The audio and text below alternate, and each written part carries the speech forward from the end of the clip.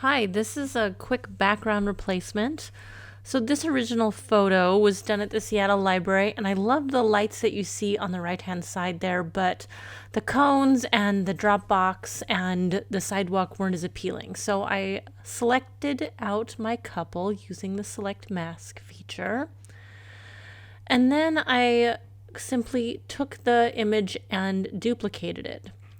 Once the image was duplicated, I masked it out and flipped it so we had the lights on both sides.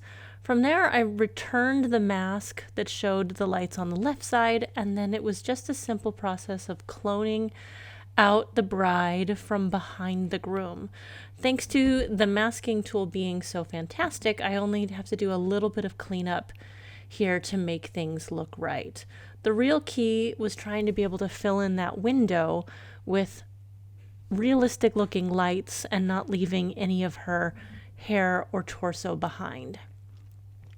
So you'll see that I had to go back through and bring in the window painting and then add the lights in what looked to be a organized but not symmetrical pattern. So I took lights from a couple different places and placed them, changed my mind several times. And then when I finally got the lights that I wanted in each spot, then I moved on to cleaning up behind the couple.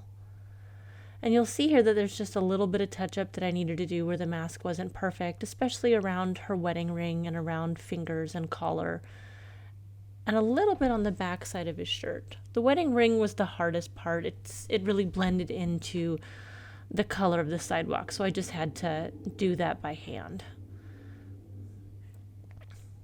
And I wanted to make sure that there wasn't any jagged edges around her skin. That way it looked very natural. There was a few little spots on his tux that didn't get masked out correctly, so I just did those by hand as well. Once I had the mask taken care of and the symmetry where I wanted it to be, my next step was to help create a blending between those two. So you can see here I'm just kind of fixing the mask to make sure that it's right on target. But I wanted to blend the two parts of the images together, so I added a lighting overlay where that light spot is above their faces to be able to really give it a feeling of authenticity. And when you do this simply just requires a little bit of trial and error, so you can see me playing with it to see what opacity to use and adjusting the levels until I got something that I felt looked natural. Yeah, there's the level adjustment. And then once I got the right opacity, I did a little bit of masking out so the lighting was behind them, because the idea isn't that the light is in front of them, it's a reflection in the mirrors behind them.